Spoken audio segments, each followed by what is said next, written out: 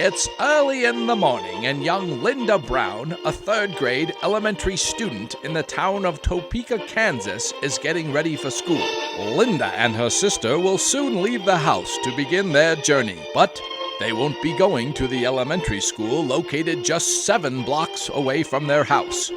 No, instead, they will walk 6 blocks to board a bus that will then take them to another school located a mile away from their house. Why? Because of the color of their skin. The year is 1951, and this country needs a change.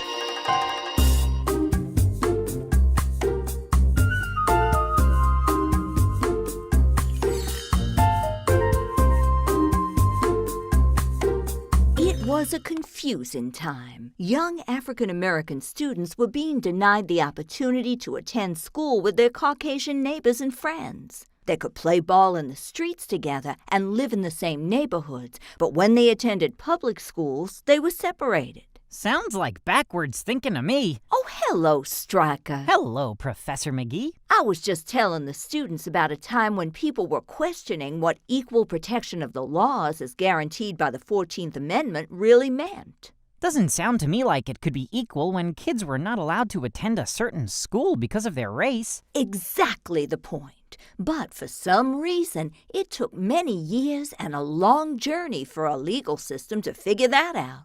Seems obvious to me. Well, you're one smart little gavel.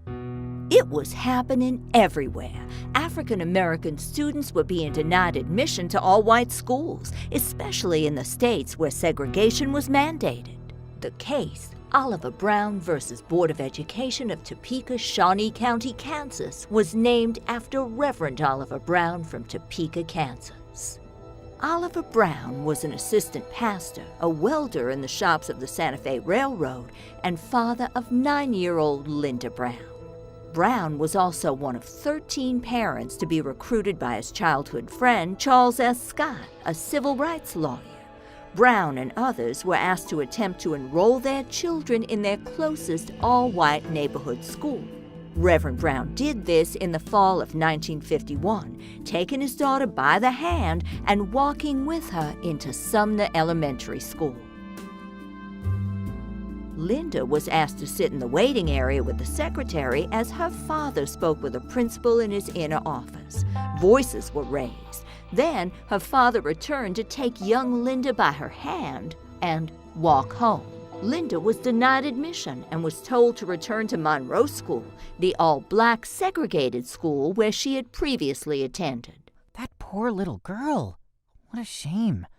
All she wanted to do was attend school with her neighborhood playmates. True, but now the NAACP had cases to argue, along with cases of 20 other students facilitated by these 13 parents. A class action suit was filed against the Board of Education of Topeka. The suit called for the school district to reverse its policy of racial segregation.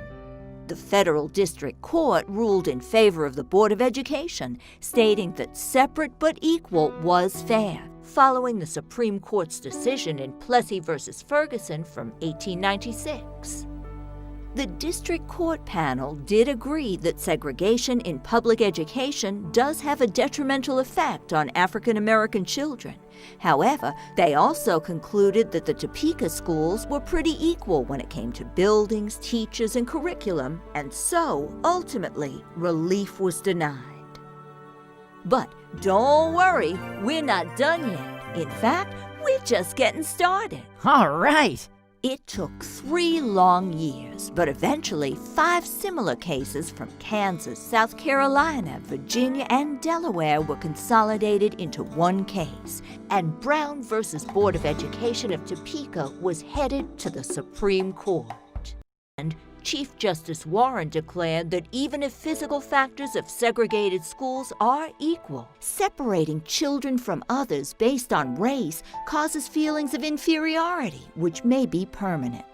The court rationalized that intangible factors made segregation laws for public education inherently unequal. And so... And so, on May 17, 1954, the Supreme Court ruled in favor of the plaintiffs in a unanimous 9-0 decision, which meant that all school districts across the country had to reverse their policies of racial segregation. Cool. So Linda and all the kids got to go to school with their friends?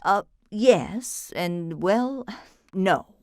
Since the Supreme Court's decision did not spell out any sort of method for ending racial segregation in schools, it took time to implement these new court mandates. The states were given the task of figuring out how to best desegregate their schools.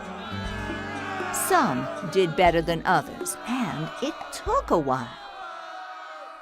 But it was a start. In fact, this case ultimately led to the desegregation of hotels, lunch counters, and many other public places which had previously been segregated.